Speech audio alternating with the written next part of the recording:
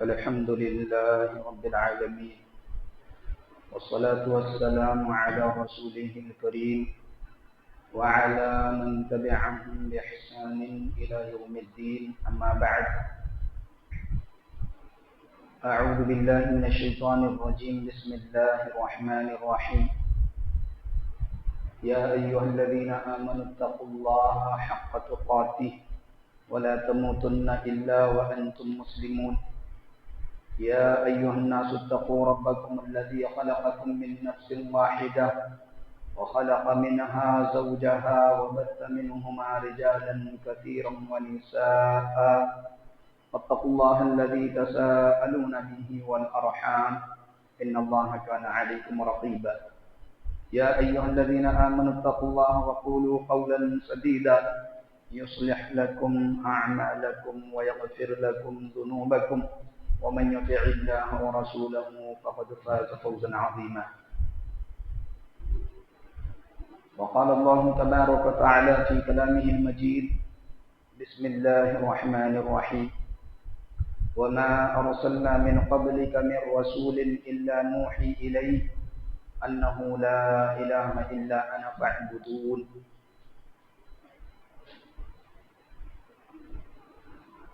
وقال النبي صلى الله عليه وسلم: إني رسول الله إليكم أمركم أن تعبدوا الله ولا تشركوا به شيئا.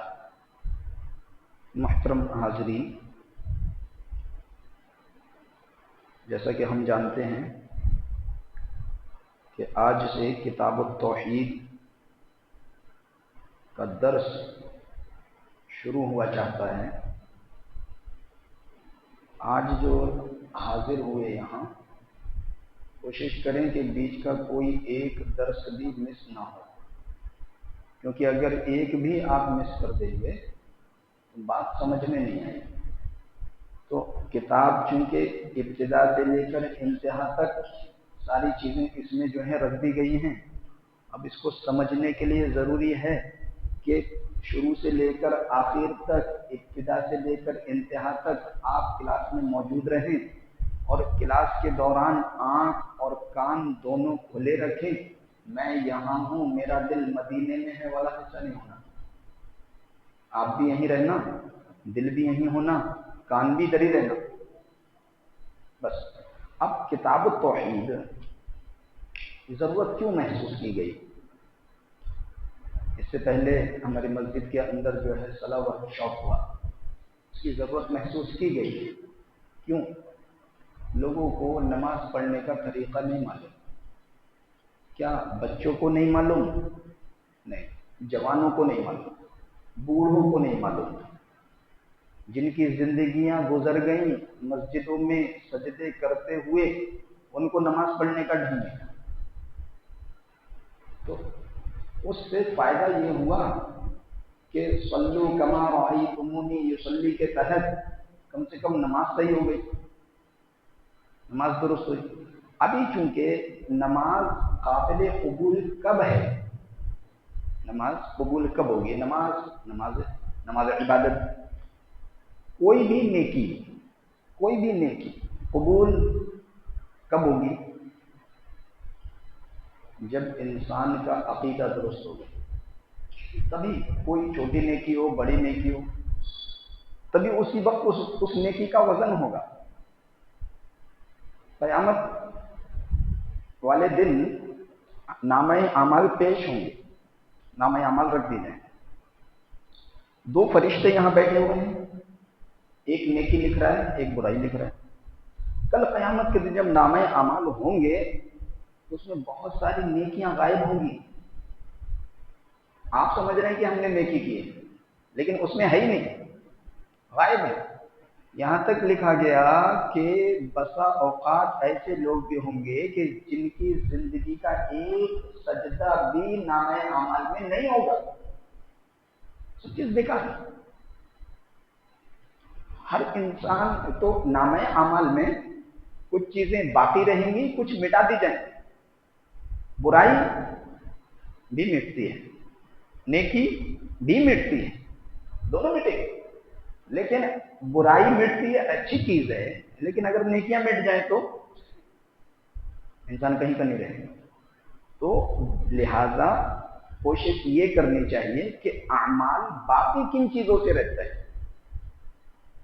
عمل باقی رکھنے کے لیے دو طریقے ہیں، دو شرطیں ہیں، ان دو شرطوں پر ہی آپ کا عمل باقی رہے گا۔ پہلی شرط، عمل چھوٹا کریں بڑا کریں، خالصۃً لوجہ اللہ ہونا چاہیے، صرف اور صرف اللہ کے لیے ہونا چاہیے۔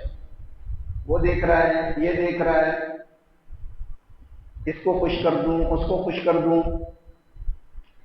فائدہ نہیں۔ چاپلوسی، فائدہ نہیں۔ ایسے عمل کرنے والوں کو اللہ رب العالمین کل قیامت کے دن صاف کہہ دے گا اذهبوا، جاؤ اس کی طرف جاؤ، جس کو دکھانے کے لیے تم نے عمل کیا ادھر چلے جاؤ، میرا کیا ہے، کچھ بھی نہیں۔ ایسے ہی لوگ ہوں گے جن کا نام ہے عمل صاف ہوگا، کچھ نہیں ہوگا۔ تو اب پہلی شرط عمل کے قبول ہونے کی، خالصۃً لوجہ اللہ، خالص اللہ کے لیے عمل ہونا، کوئی دوسری وجہ نہیں ہونی چاہیے، کوئی دوسری نسبت نہیں ہونی چاہیے، اللہ کی رضامندی کے لیے، اللہ سے ثواب کی خاطر، اللہ کی جنت کی خاطر، اللہ کے جہنم سے بچنے کی خاطر، اللہ کو راضی کرنے کے لیے عمل کرنا ہے۔ دوسری ساری وجہ سائڈ ڈیلیٹ ہو گئی۔ دوسری وجہ، جو عمل آپ اللہ کے لیے کر رہے ہیں وہ آپ جیسے چاہیں ویسے نہیں کر سکتے، نبی کے طریقے کے مطابق ہونا چاہیے۔ خالصۃً لوجہ اللہ ہوگا عمل صرف اللہ کے لیے ہوگا۔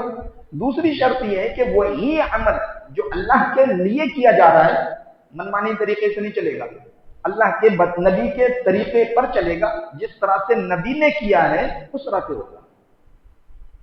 یہ دو چیزیں ضروری ہیں عمل کے باقی رکھنے کے۔ تو مسئلہ یہ ہے کہ انسان عمل تو بہت سارے کر رہا ہے۔ حضرت عائشہ صدیقہ رضی اللہ تعالی عنہا نے زمانے جاہلیت کا ایک شخص تھا، ابن جدعان نامی ایک شخص تھا، بڑا سخی تھا، بڑا سخی۔ اس کے پاس کوئی بھی آتا تھا خالی ہاتھ نہیں جاتا تھا، اگر نہیں ہے تو دوسروں سے ادھار لے کر دیتا تھا، اتنا سخی تھا۔ بڑی جو ہے لوگوں کی محبت میں لوگوں پر لوٹاتا تھا، ان کی مدد کرتا تھا، سارا دیکھ بھال بہت کچھ کرتا تھا۔ اللہ کے رسول صلی اللہ علیہ وسلم سے سوال ہوا کہ اللہ کے رسول اس کا کیا بنے گا؟ اللہ کے رسول نے فرمایا جہنم میں جائے گا۔ کیوں؟ کیونکہ اس نے کبھی بھی یہ نہیں کہا کہ میرا رب اللہ ہے، اس نے اللہ کو ایک کبھی نہیں مانا۔ توحید کے بغیر کیا جانے والے پہاڑ جیسے اعمال بھی آپ کر لیں تو بیکار ہے۔ توحید خود ایک عمل ہے، توحید ایک عمل ہے۔ یہ توحید جتنی مضبوط ہوگی عمل میں اتنی زیادہ مضبوطی آئے گی، اتنی زیادہ مضبوطی۔ اللہ رب العالمین پر یقین، اللہ کے وعدوں پر یقین۔ انسان اللہ پر یقین کیوں رکھے؟ جنت دے گا، ہاں بالکل دے گا، نعمتیں دے گا، جی ہاں بالکل دے گا، یقین تو رکھے، اللہ کا وعدہ ہے، اللہ نے وعدہ کر رکھا ہے مجھ سے میرے ہو جاؤ، وَاعْبُدُوا اللَّهَ وَلَا تُشْرِكُوا بِهِ شَيْئًا، اللہ نے کہا میری عبادت کرو۔ اب کتاب پڑھیں گے تو ہم نے بہت ساری چیزیں دیں گے، تو کہنے کا مطلب یہ ہے کہ توحید کیوں ضروری ہے بول تو توحید ہی ضروری ہے، توحید کے سوا کچھ نہیں چاہیے۔ ایک صحابی تھے، ایمان لے کر آئے اور جنگ کا اعلان ہو گیا، اور جنگ میں گئے، شہید ہو گئے، ایک نماز نہیں پڑھی، جنت، نماز نہیں پڑھی ہے جنت۔ کیوں؟ لا الہ الا اللہ کا اقرار کر چکے تھے، اللہ کو ایک مان چکے تھے، ایک مان چکے تھے اللہ کو۔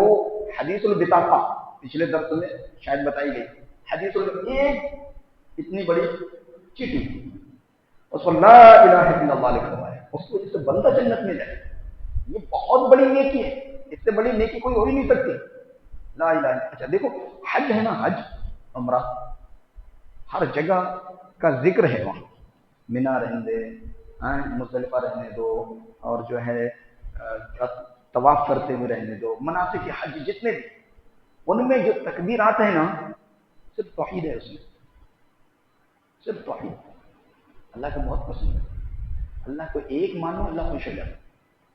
تو اسی چیز کو مضبوط کرنے کے لیے ان کلاسز کو رکھا گیا ہے۔ کیوں؟ کیونکہ ہم اپنے آپ کو اہل توحید کہنے والے شرک میں مبتلا ہیں، ہمارے گھر شرک میں مبتلا ہیں۔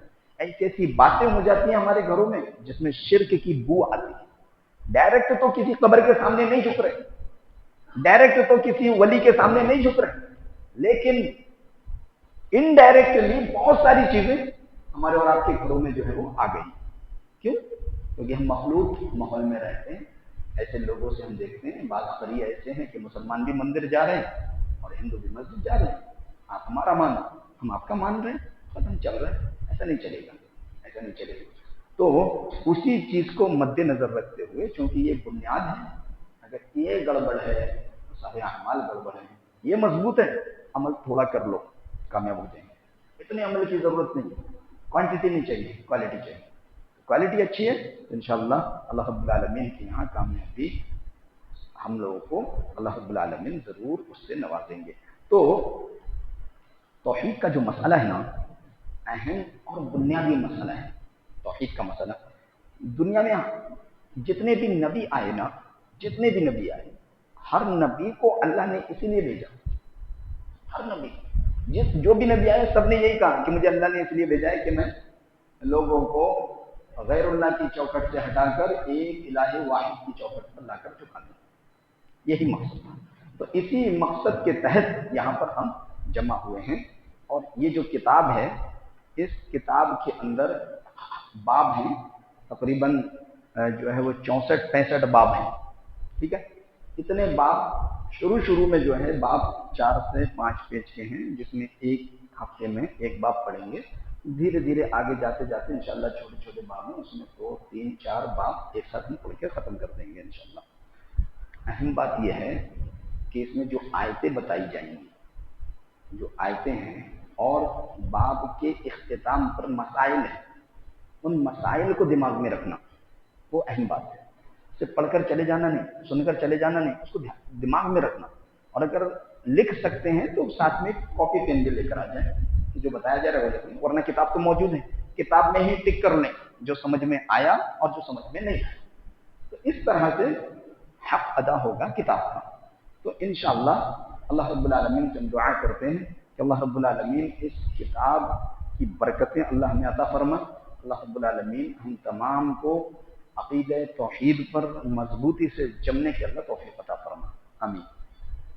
سب سے پہلا باب ہے عبادات کی بنیاد توحید ہے۔ ہر عمارت کی ایک بنیاد ہوتی ہے جس پر پوری عمارت کھڑی ہوتی ہے۔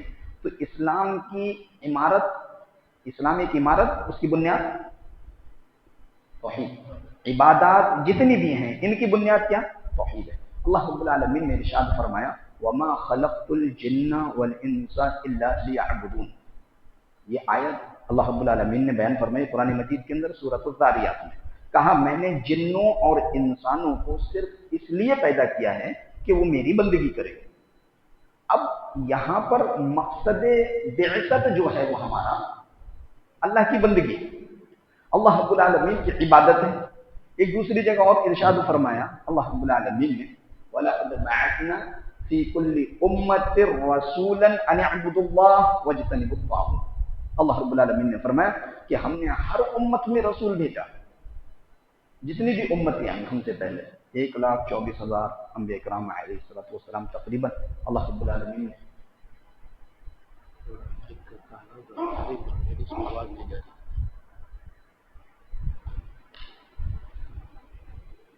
وَلَقَدْ بَعَثْنَا فِي كُلِّ أُمَّةٍ رَسُولًا أَنِ اعْبُدُوا اللَّهَ وَاجْتَنِبُوا الطَّاغُوتَ۔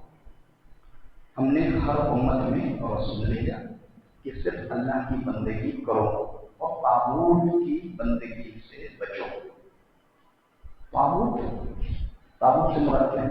اللہ کے علاوہ جتنی بھی چیزوں کے سامنے انسان سر جھکاتا ہے وہ سب طاغوت ہے۔ اللہ کے علاوہ جتنے بھی چیزوں کے سامنے سر جھکاتا ہے انسان وہ سب طاغوت ہیں۔ تو طاغوت کی عبادت نہیں کرو۔ اچھا، ایک اور چیز فرمائی اللہ رب العالمین نے وَقَضَىٰ رَبُّكَ أَلَّا تَعْبُدُوا إِلَّا إِيَّاهُ وَبِالْوَالِدَيْنِ إِحْسَانًا۔ تیرے رب نے فیصلہ کر دیا ہے کہ تم صرف اسی اللہ کی بندگی کرو اور والدین کے ساتھ حسن سلوک کرو۔ اب اس آیت میں بھی اللہ رب العالمین نے اسی طرح کا حکم دیا کہ عبادت کرنی ہے تو اللہ کی کرنی ہے۔ عبادت کی جتنی بھی اقسام ہو سکتے ہیں وہ ساری قسمیں جو ہیں وہ اللہ کے لیے ہیں۔ عبادت صرف اور صرف اللہ کے لیے، اس کے علاوہ کسی کی بھی عبادت جو ہو جائز نہیں۔ ایک اور جگہ فرمایا وَاعْبُدُوا اللَّهَ وَلَا تُشْرِكُوا بِهِ شَيْئًا۔ دیکھو ایک ہوتا ہے اللہ کی عبادت کرو، ایک یہ ہوتا ہے کہ اللہ کی عبادت کرنا، اس کے سوا کسی اور کی عبادت نہیں کرنا۔ اس میں تاکید ہے، اللہ کی عبادت کریں گے حکم ملا تو کیا دوسروں کی عبادت کر سکتے نہیں؟ وہ بھی ساتھ منع کر دیں وَاعْبُدُوا اللَّهَ وَلَا تُشْرِكُوا بِهِ شَيْئًا، عبادت اللہ کی کرنی لازم ہے لیکن ساتھ میں شرک نہیں کرنا۔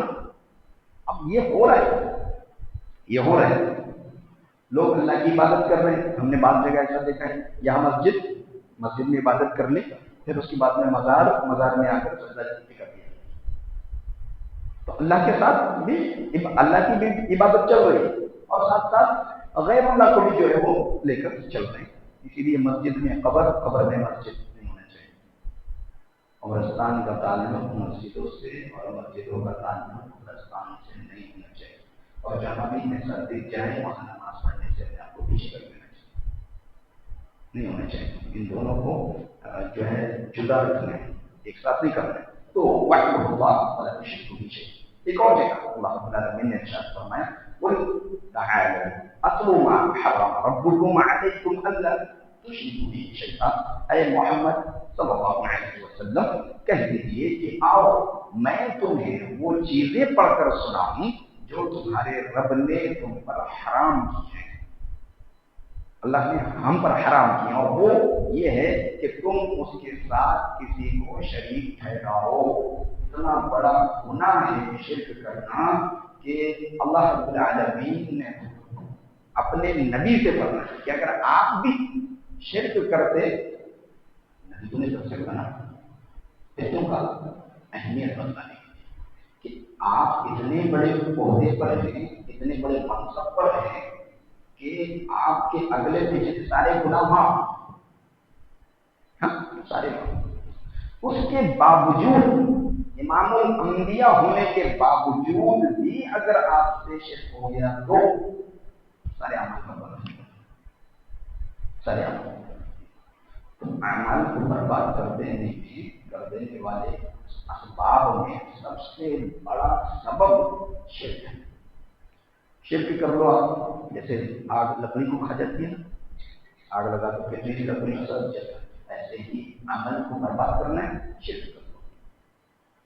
شرک سے اپنے آپ کو بچانا اور یہ خطرناک بیماری، اتنی خطرناک بیماری کہ انسان اس دنیا میں تو رہتا ہے لیکن گندا ہو جاتا ہے، اللہ کے یہاں کوئی حیثیت نہیں ہوتی، کوئی حیثیت نہیں۔ تو جتنی ساری آیات میں اللہ رب العالمین نے فرمایا، ایک دوسری جگہ اللہ رب العالمین نے فرمایا کہ ان اللہ لا یشرک ان یغفر، کہ اللہ رب العالمین شرک معافی کرے گا، اس کے علاوہ جتنے بھی گناہ لے کر آ جاؤ۔ مفسرین نے لکھا زمین سے لے کر آسمان تک یہ جو جگہ ہے یہ بھر دو گناہوں سے، اللہ معاف کر دے گا، چاہے تو اللہ چاہے تو معاف کر دے، وہ غفور ہے۔ اور اللہ کہتے ہیں نا اللہ غفور ہے، اللہ رحیم ہے، وہ دنیا میں سمجھ میں نہیں آتا۔ ایک آدمی ستا رہا ہے، ستاتے ہی رہتا ہے، دعا کرتے اللہ سے، اس کا ستانا ختم نہیں ہوتا، دماغ میں آتی بات اللہ تو غفور ہے نا، پھر میرے اوپر رحم کیوں نہیں کر رہا ہے؟ دنیا میں سمجھ میں نہیں آتا، دنیا فانی ہے، جو پریشان کر رہا ہے وہ بھی اس دنیا سے جائے گا، مرنا ہے اس کو، جس کو کر رہا ہے وہ بھی جائے گا۔ اصل اللہ کی غفاریت، اصل اللہ رب العالمین کی رحمان کیسا ہوتا ہے؟ غلط ہم نے دیکھ لیا، بڑے بڑے گنہگار بخشے ہیں، بڑے بڑے گنہگار، جیسے ہم دنیا میں کہتے ہیں جہنمی نہیں کہنا چاہیے، کسی کو جہنمی نہیں کہنا، نہیں کہنا چاہیے۔ کیوں؟ کیا معلوم اس کو اللہ کی کون سی زیادہ پسند ہے، اللہ کو اس کی کون سی زیادہ پسند آ جائے۔ اور یہ بات میں ایسے نہیں کہہ رہا ہوں، ایک حدیث ہے سمجھے؟ ایک حدیث ہے، غالباً آج فجر میں اس کا تذکرہ کیا تھا، فجر کے درس میں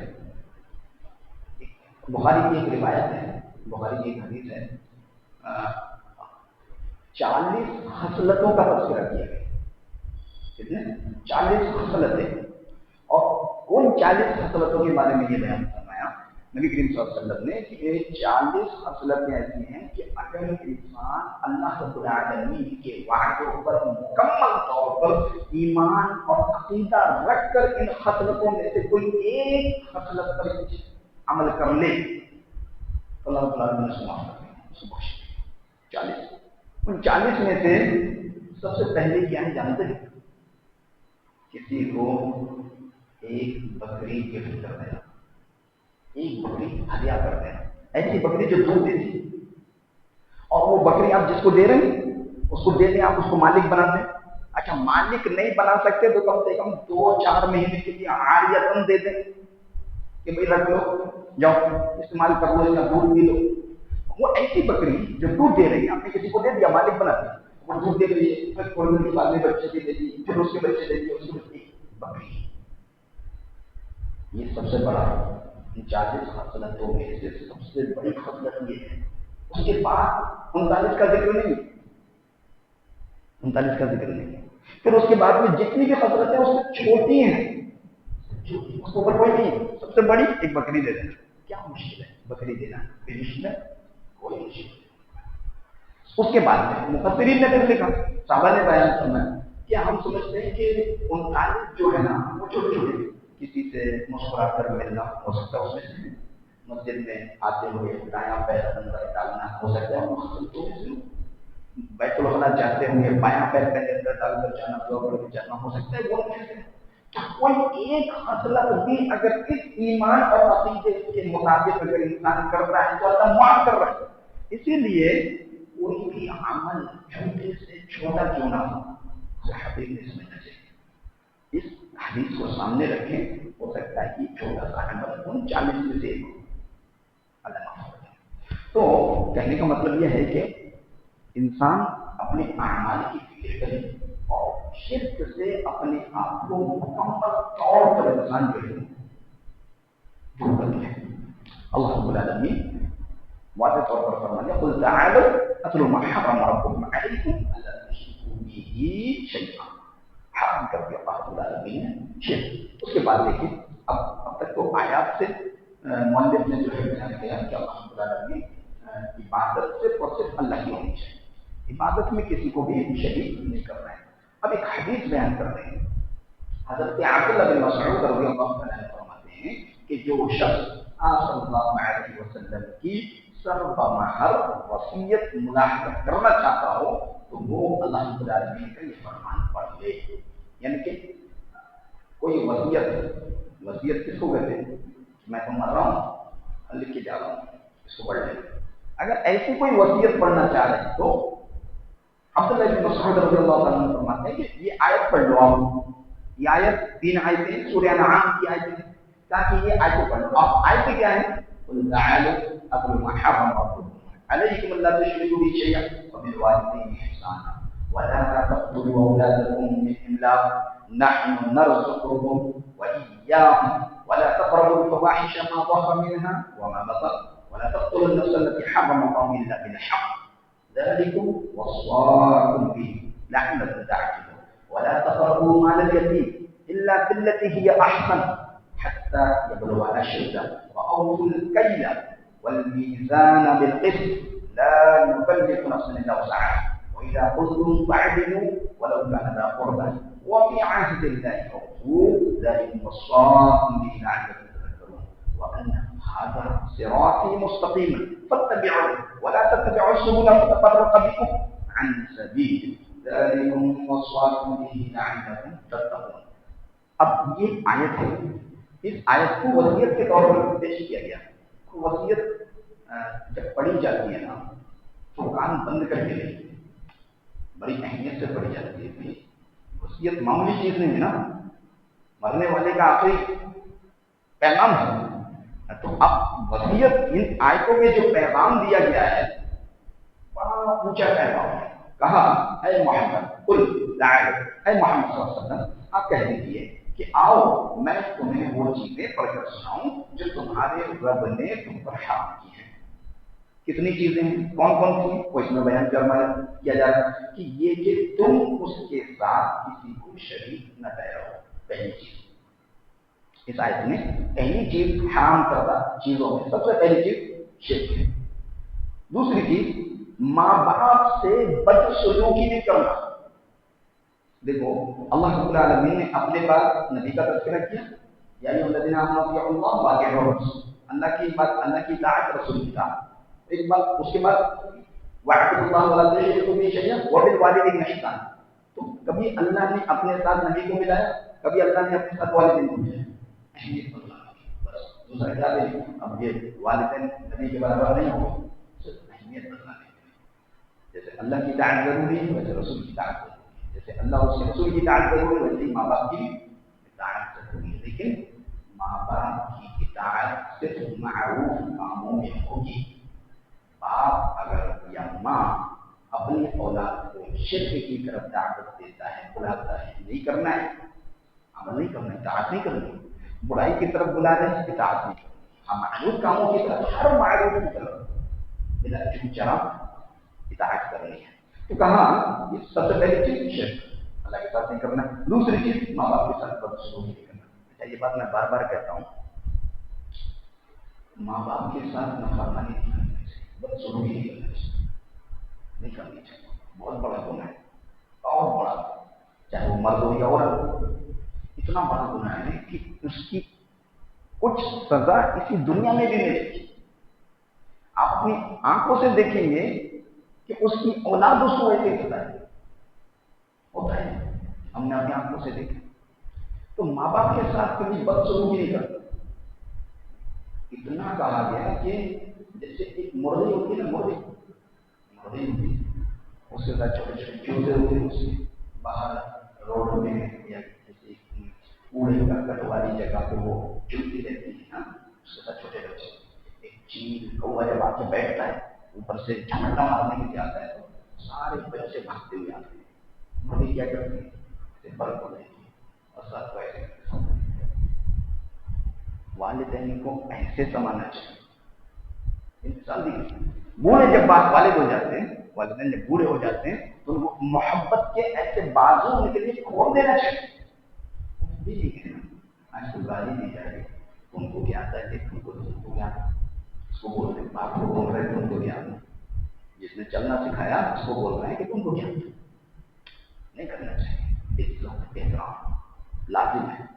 تو اس گناہ سے بچنا، اس گناہ میں اگر پھنس گئے تو اس دنیا میں بھی سزا، آخرت میں بھی اللہ رب العالمین نے اس کی سزا اور کر رکھی۔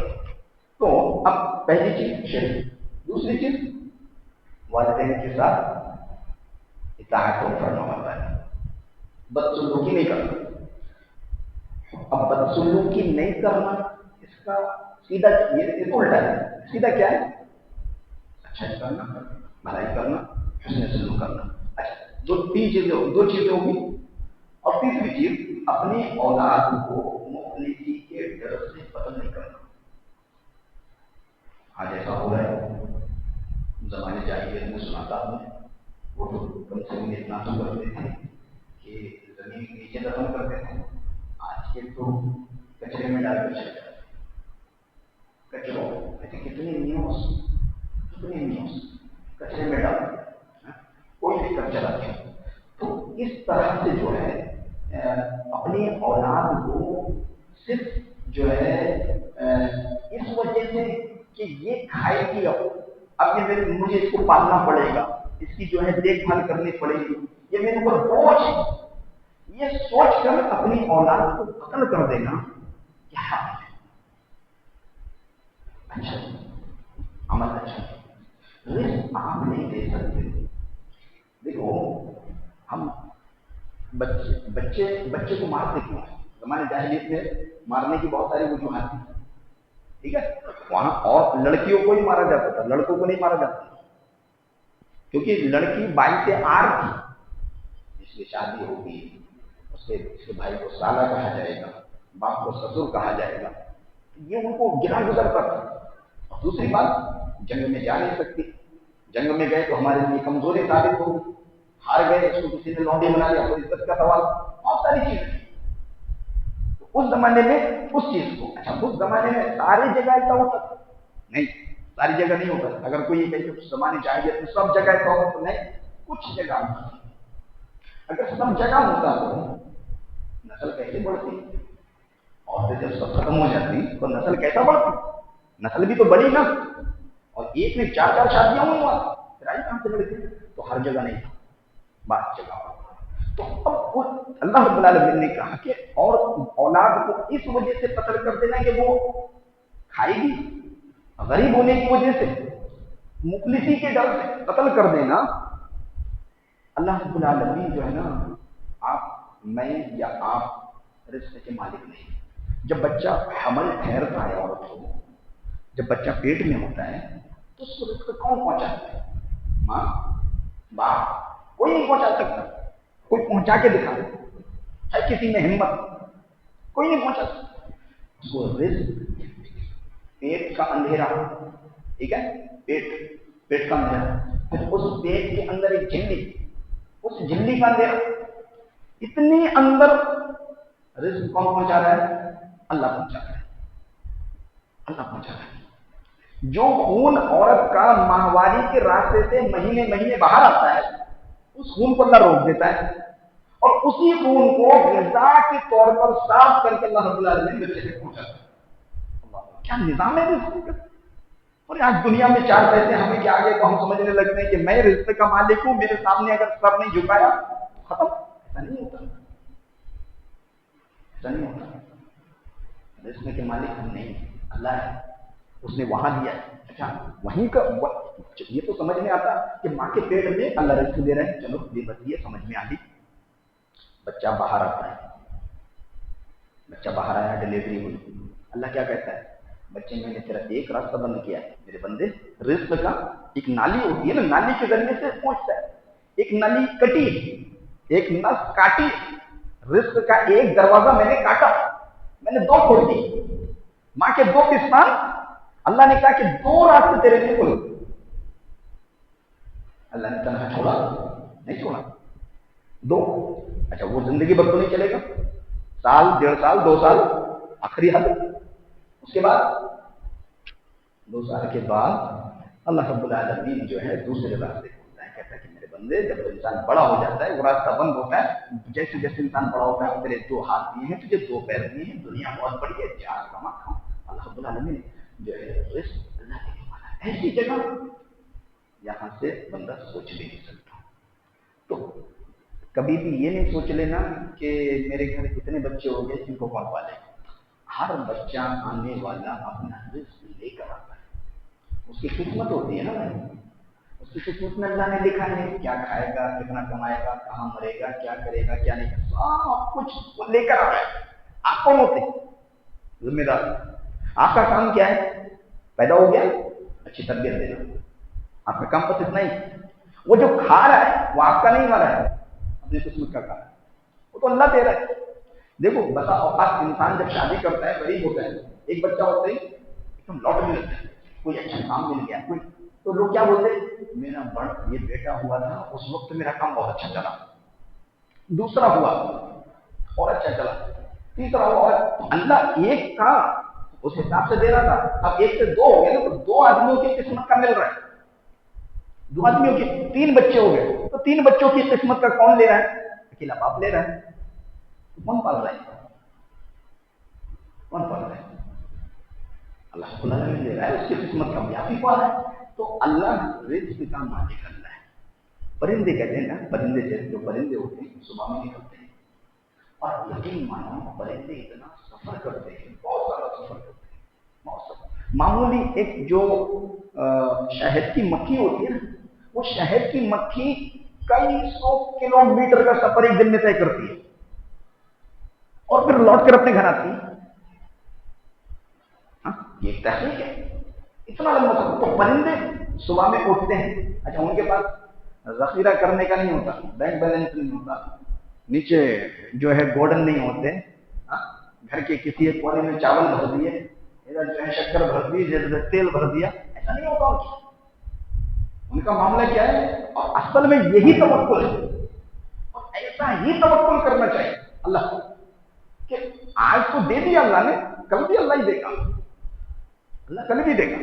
تو پرندے کیا کرتے ہیں؟ صبح میں بھوکے بیٹھ رہے تھے، اڑتے ہی جاتے ہیں، شام میں جب آتے تو بہت سات کے پیٹ تھے، ان کو نہیں معلوم ہے کہ ان کے چگنے والا دانا کدھر پڑا ہے، نہیں معلوم ہے۔ ہمیں معلوم ہوتا نا، جاب ہے ہماری، آفس جانا ہے، صبح میں جانا ہے، شام میں آنا ہے، مزدوری کر رہے ہیں، یہ کر رہے ہیں، وہ کرنا ہے، امامت کر رہے ہیں، 5 ٹائم کی نماز پڑھانی ہے، مہینہ ہوتے ہی پیسے آ جانا ہے۔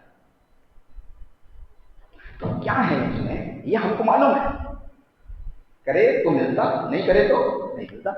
پرندوں کو نہیں معلوم، وہ اللہ کے بھروسے، ان کو معلوم ہے اللہ دے گا، اور اللہ دیتا ہے۔ پرندے اور دیکھو دنیا میں انسان بھی دیکھو، انسان خالی پیٹ اٹھتا ہے، خالی پیٹ سوتا نہیں، کہیں نہ کہیں سے اللہ رب العالمین سے۔ تو ایسا بھروسہ اللہ رب العالمین کو ہونا چاہیے، رزق کا مالک صرف اور صرف اللہ ہے۔ یہ چیز اگر انسانوں کو دے دی جاتی نا، آدھے لوگ بھوکے مر جاتے ہیں۔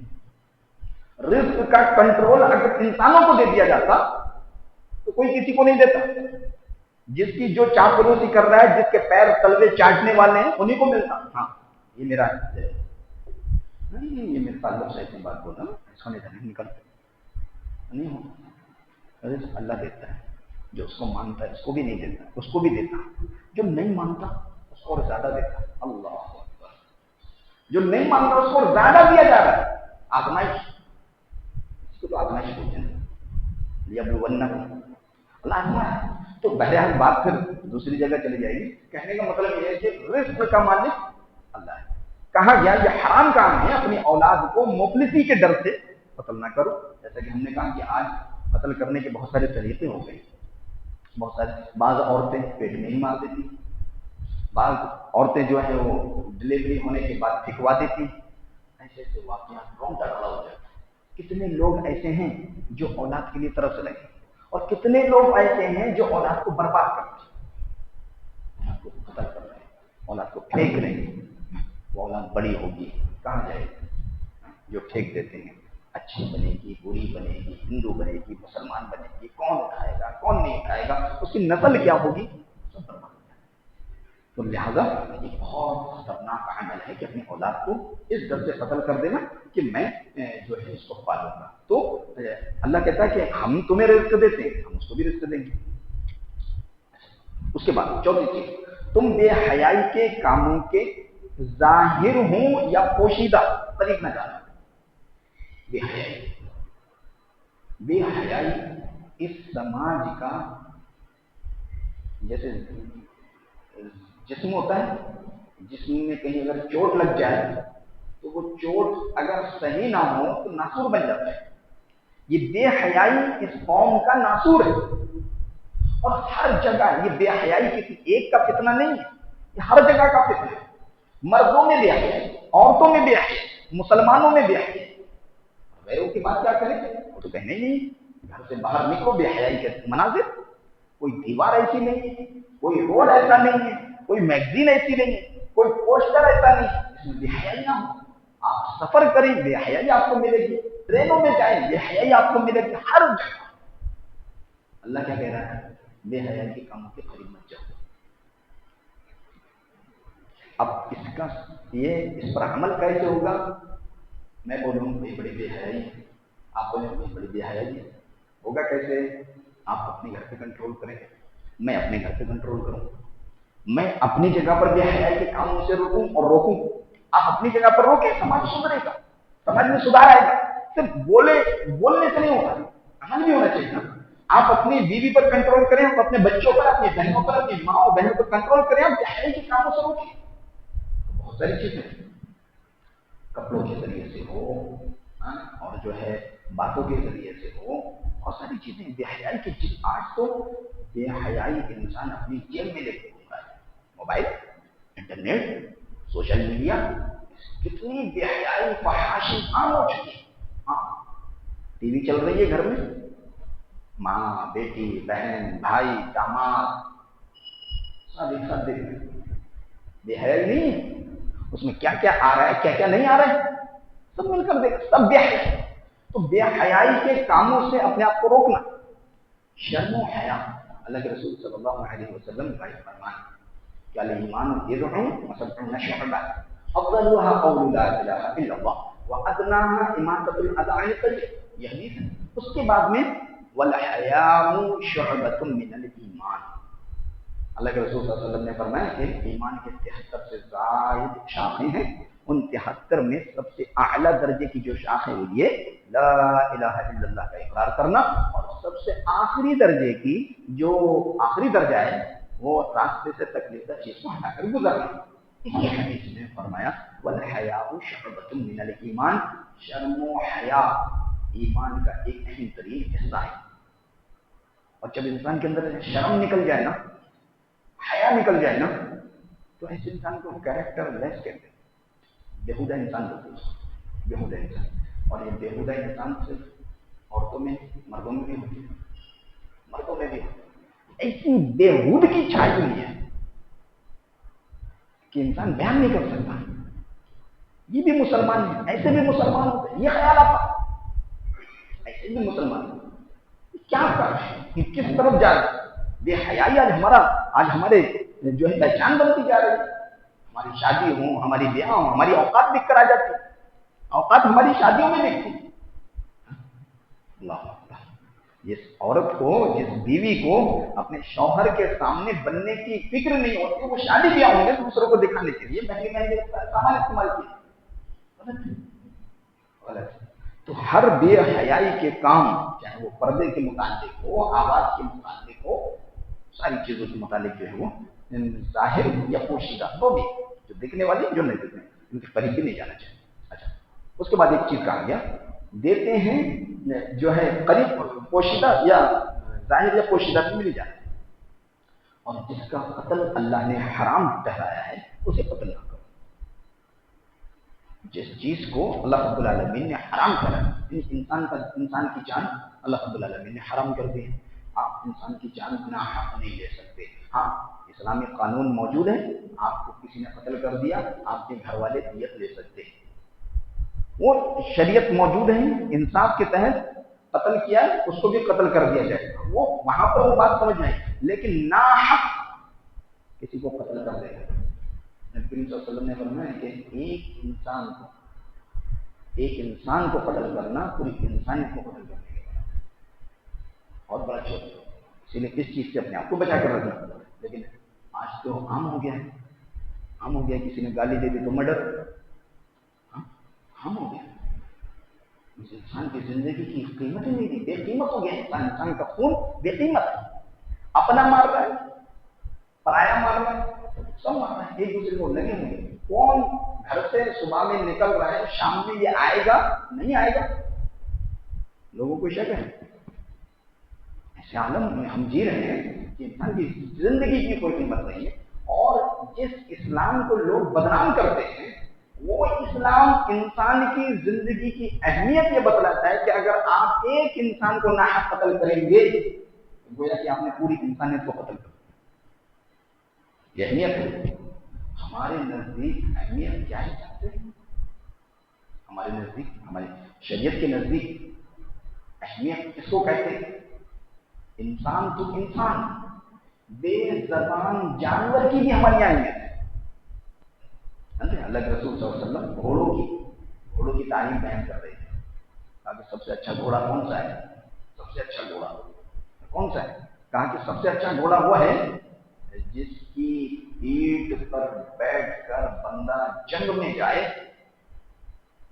जंग में जाए सबसे बेहतरीन, और जो है वो जंग में जाए और सबसे पहले उस जगह जाए जहां पर तगड़ा दुश्मन है, वहां जाकर इंसान शहीद हो जाए, सबसे बेहतरीन इंसान और सबसे बेहतरीन घोड़ा है। और उसके बाद अभी ज़िलहिज्जा आ रहा है ना, अगला महीना ज़िलहिज्जा है। इन ज़िलहिज्जा की जो इब्तिदाई 10 दिन है वो बड़ी अहमियत के हाथ है। नबी करीम सल्लल्लाहु अलैहि वसल्लम ने फरमाया कि सबसे बेहतरीन आदमी कौन है? सवाल कहा कि सबसे बेहतरीन आदमी वो है वो जो जंग में जाए घोड़े पे बैठकर और वहां जाए, अपने माल को भी वापस ना ला सके, अपनी जान को भी वापस ना ला सके, जाए और शहीद हो जाए। साहबा ने कहा कि अल्लाह के रसूल जो है इन 10 दिनों से भी ज्यादा अफजल है वो, जो 10 दिन ज़िलहिज्जा के जो 10 दिन आ रहे हैं, इन 10 दिनों से भी ज्यादा। कहा कि हाँ, इन 10 दिनों से ज्यादा अफजल उस वक्त हो सकता है जिहाद कि अगर वो वापस ना आए, शहीद हो जाए, तब तो उसका मकाम है, वरना इन 10 दिनों के अमाल की अहमियत बहुत ज्यादा है। तो घोड़ों की बात चल रही थी, अल्लाह के रसूल सल्लल्लाहु अलैहि वसल्लम ने फरमाया जिहाद के लिए खरीदा गया घोड़ा जब उसे तुम बांधते हो नहीं तो रस्सी जो है थोड़ी लंबी कर दो। क्यों? ताकि वो दूर तक घास को चरे। क्यों? ताकि कल कयामत के दिन उस घोड़े को लाया जाएगा, उसने जितना चारा चरा है सब तोला जाएगा, जितना पानी उसने पिया है सब तोला जाएगा, जितनी लीद उसने करी है सब तोली जाएगी, जितनी पेशाब उसने की है सब तोली जाएगी, और सबके बराबर जो है वो हिसाब किताब में नेकियां लिख दी जाएंगी। अल्लाह अकबर। एक सहाबी उठकर खड़े हुए, कहा अल्लाह के रसूल किसी के पास अगर घोड़ा नहीं है, खच्चर है, गधा है, उसका क्या?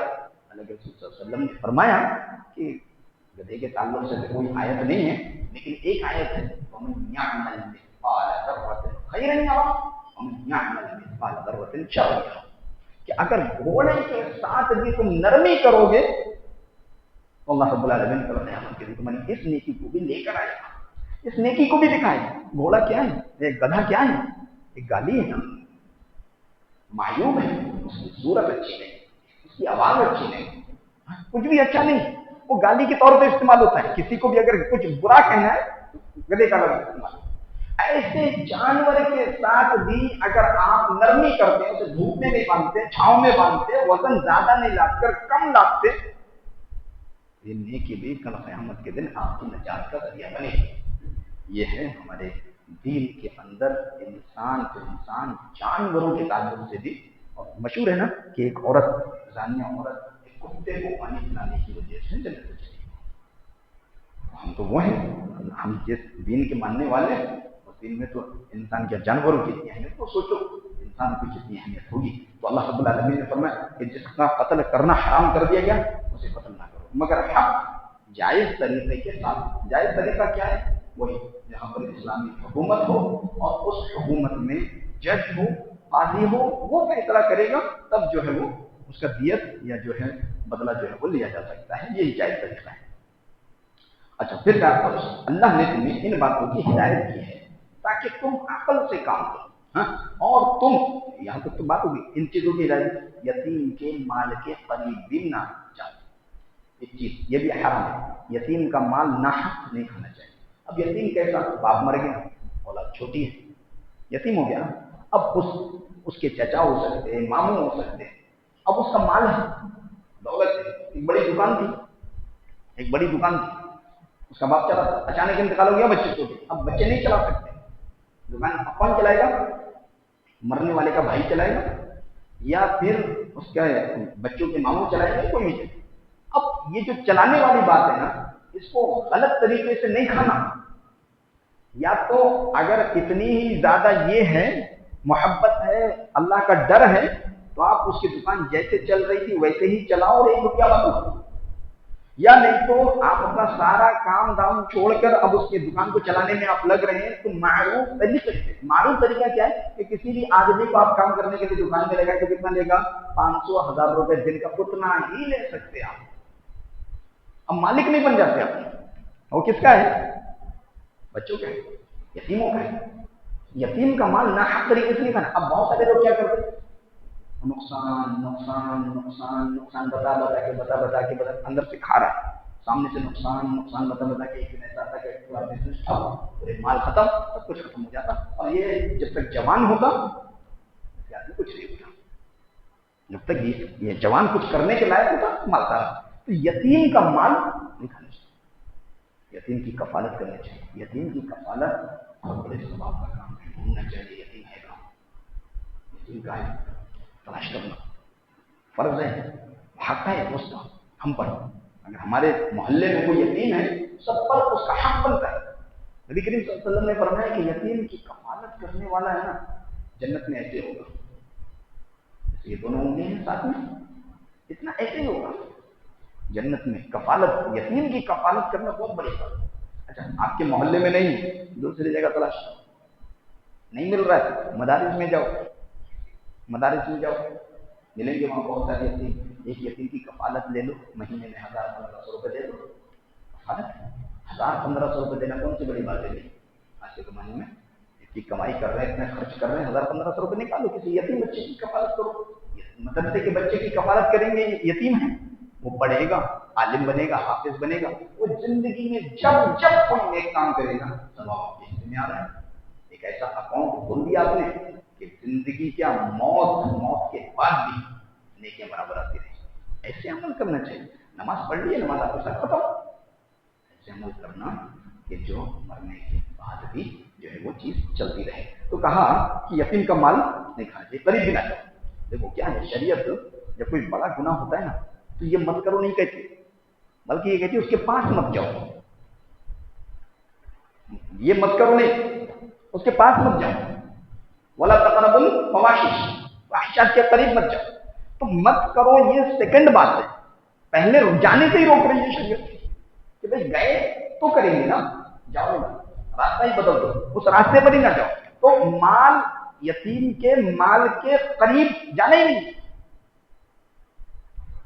गए तो दिमाग में शैतान ख्यालात डालेगा ना, इस तरीके से थोड़ा सा मार लो, इस तरीके से थोड़ा चूना लगा दूं, इसको क्या पता, इसको क्या पता, अल्लाह देख रहा है, अल्लाह देख रहा है। तो यतीम के माल के करीब भी न जाओ, मगर ऐसे तरीके से जो इंतहाई बेहतरीन और पसंदीदा हो, जैसा कि हमने अभी बताया। बसा औकात क्या होता है कि इंसान मेहनत करता है, हर दर्जे मेहनत करता है, तो अब अपनी उस मेहनत के हिसाब से भी ले सकता है। जैसे बाहर वाले आदमी को आपने काम के लिए बुलाया तो वो तो उसी हिसाब से काम करेगा, जैसा उसको तो मजदूरी चाहिए, अपनी मजदूरी लेके निकल जाएगा, उसको हमदर्दी नहीं। अब आप अगर हमदर्दी के साथ काम कर रहे हैं तो शरीयत इजाजत देती है कि आप अपनी मेहनत के इवज दूसरा जो लेता है उससे बहुत ज्यादा ले सकते हैं, लेकिन सभी ले लें ये गलत है। तो फिर उसके बाद में यतीम के माल के पास नहीं जाना चाहिए। उसके बाद अल्लाह रब्बुल आलमीन ने फरमाया कि यहां तक के वो जवानी को पहुंच जाए तब तक, और इंसाफ के साथ नाप तोल पूरा पूरा करो, बेइंसाफी ना करो, नाप तोल में कमी नहीं होनी चाहिए। आज अंगूर लेकर आओ आप, 1 किलो में 800 ग्राम आ रहे, 900 ग्राम आ रहे, ऐसा मार दे रहे 50 ग्राम 100 ग्राम, जैसे कि हिसाब ही नहीं हो रहा है। इस तरीके से कमाया गया माल जाए, नाप तोल में कमी, सिर्फ एक इस गुनाह की वजह से अल्लाह ने पूरी कौम को तबाह कर दिया, पूरी कौम, सिर्फ इस वजह से। वो क्या करते थे, जब किसी से लेना होता था पूरा पूरा लेते थे, जब किसी को देना होता था डंडी मार के देते थे, डंडी मारते थे। अल्लाह, ये तो ये नहीं करना चाहिए। अगर आपका तराजू वाकई अगर खराब हो गया तो उसको संभलवा लो, नाप तोल में कमी मत करो। अच्छा होता क्या था पहले, ऐसे 1 केजी 2 केजी तो नहीं चलता था ना, साठ चलता था, वो अलग पैमाने थे, तो उसमें भर भर के चीजें। अब पहले के जमाने में चलता था कि भाई 1 छन्नी आटा ले लो, 1 डब्बा उसके वजह से आटा ले लो, हमारा है तो हम दे देंगे, थोड़ा ये लो। तो जब देने के वक्त में क्या होता था, लाने के वक्त में दबा दबा के लाते थे ज्यादा, देने के वक्त में ऐसे ही भर के दे दिया, जैसा लेकर आए वैसा ही देना। तो ये सब चीजों का ख्याल रखना। तो नापतोल में कमी करना ये भी जो है वो हराम है। हम किसी जान को उसकी वसाअत से बढ़कर मुकल्लफ नहीं बनाते, और जब बात करो इंसाफ की करो, ये बहुत बड़ी बात है। जालिम का कभी साथ नहीं देना, वरना आप भी जालिम बन जाए। आपको दिख रहा है कि ये बंदा जुल्म कर रहा है, उससे हट जाना, उसके मुंह पे कह देना कि आप जालिम, आप जुल्म कर रहे हैं, उसका साथ नहीं देना। लेकिन ऐसा होता नहीं, जिसकी लाठी उसी की भैंस, जो ताकतवर है उसी के पीछे सब है। हक बात कोई कहने वाला नहीं, अगर कोई कहेगा तो पीछे हो जाएगा, उसको निकाल कर दूध में से मक्खी की तरह फेंक दिया जाएगा, हक बात नहीं कह सकते। तो ये माहौल बन चुका है। लेकिन हकीकतन ये है कि जुल्म का कभी भी साथ नहीं देना। अगर आप जालिम की तारीफ कभी नहीं करना, अच्छा ये नहीं बोलना, जालिम है उसको जालिम ही कहना चाहिए। तो कहा कि जब बात करो इंसाफ की कहो, और वो तुम्हारा अपना रिश्तेदार ही, लेकिन जुल्म सबसे ज्यादा यही होता है, हमारा अपना रिश्तेदार है छोड़ो, वो कुछ भी करे 7 गुण माफ, तुमने कुछ कहा है तुम्हारी खैर नहीं, हमारा रिश्तेदार है कुछ भी कहे चलेगा, आप नहीं कह सकते, आपने कुछ कह दिया तो आपकी खैर नहीं। तो हाँ वो तुम्हारा रिश्तेदार ही क्यों ना, کیا کہا اللہ کے رسول صلی اللہ علیہ وسلم نے فرمایا کہ انصر اخاک ظالما او مظلوما، اپنے بھائی کی مدد کرو چاہے وہ ظالم ہو یا مظلوم ہو، دونوں صورتوں میں۔ صحابہ نے سوال کیا کہ رسول مظلوم ہے اس کی مدد کرنا چاہیے، سمجھ میں آتا ہے، ظالم کی مدد کیسے؟ کہا کہ اس کے ہاتھوں کو پکڑ لو، یہ مدد ہے۔ کوئی اگر زبان چلا تو اس کی زبان پکڑ لو، یہ مدد ہے، یہ مدد ہوتی ہے۔ آپ اگر حق کے لیے آپ نہیں بولیں گے تو کون بولے؟ تو بولنا چاہیے۔ تو کہا گیا کہ رشتہ داری کا جھکاؤ سے کام نہ لو اور اللہ کی عہد کو پورا کرو، بدعہدی نہ کرو۔ اللہ سے کیے گئے وعدوں کو کبھی بھلانا نہیں چاہیے۔ کیا ہوتا ہے ہم تنہائی میں بیٹھتے ہیں، اللہ کہیں کام ہو رہا ہے، اللہ میرا رزلٹ اچھا آ جائے میں نماز پڑھ لوں گا، اللہ میں ایسا کر دوں گا، میں ویسا کر دوں گا، اللہ رپورٹ آنے والی ہے اچھی آ جائے، اللہ میرا یہ کام رکا ہوا ہے یہ بن جائے۔ کرتے نا اللہ سے بیٹھ کر اکیلے میں وعدے، تو ان وعدوں کو بھلانا نہیں، اللہ سے کیے گئے وعدوں کو کبھی نہیں بھلانا نہیں، ان کو پورا کرنا۔ ورنہ اللہ سے کیے گئے وعدوں کو بندہ بھلاتا ہے تو سب سے بڑا نقصان ہوتا ہے، گناہ ہے یہ، اور دوسری بات سب سے بڑا اثر جو انسان پر ہوتا ہے اس کا دل پتھر ہو جاتا ہے، دل سخت ہو جاتا ہے۔ ہاں ایک الگ ٹاپک ہے، لیکن اس کا نقصان یہ ہوتا ہے کہ انسان کا دل سخت ہو جاتا ہے، پتھر۔ اور جب انسان کا دل ہی پتھر ہو جائے تو کیا اس کے اوپر کوئی چیز اثر کرے گی؟ پورا قرآن کھول کر دلا دو، حدیث دلا دو، سنا دو، کچھ بھی کر دو، فرق نہیں پڑے گا، اسے لوگ موجود ہیں، جن کے دل پتھر ہو چکے ہیں۔ تو اللہ کے عہد کو پورا کرو، بدعہدی نہ کرو۔ بس اللہ تعالیٰ نے تمہیں ان باتوں کی ہدایت کی ہے شاید کہ تم نصیحت حاصل کر لو، اور بے شک یہی میرا سیدھا راستہ ہے، تم اسی پر چلو، دوسرے راستوں پر نہ چلنا کہ وہ راستے تمہیں اللہ کی راہ سے دور کر دیں گے۔ اللہ نے تمہیں اس بات کی ہدایت کی ہے تاکہ تم پرہیزگار بن جاؤ۔ وقت ہوا چلا ہے، انشاءاللہ اگلے درس میں اس کی جو آخری حدیث ہے اور اس سے نکلنے والے مسائل جو ہیں وہ انشاءاللہ ہم پڑھیں گے۔ لہذا مسئلہ یہ ہے کہ یہاں بیٹھ کر وقت ضائع نہ کریں، جو بتایا جاتا ہے اس پر عمل کی کوشش کریں۔ واللہ اگر ایک چیز پر عمل ہو گیا کامیاب ہے، کامیاب ہے، ایک چیز پر عمل ہے، بس یہ دنیا چلی جائے گی، آپ چلے جائیں گے، میں چلا جاؤں گا، یہ مسجد یہی رہے گی، یہ اللہ کا گھر نہیں ہے، یہاں آنے والے لوگ بدلیں گے، مسجد نہیں بدلتی۔ لہٰذا یہاں پر سنی گئی باتوں پر عمل کرنا کافی ہے۔ اللہ رب العالمین سے دعا ہے، اللہ رب العالمین ہماری توفیق کا فرما، اللہ رب العالمین ہمارے عقیدوں کو مضبوط کر دے، نہ شرک سے ہماری حفاظت فرما، اللہ رب العالمین عقیدے توحید پر مضبوطی سے جمع رہنے کے اللہ توفیق عطا فرما، آمین۔ وآخر دعوانا ان الحمد للہ رب العالمین۔ السلام علیکم ورحمۃ اللہ۔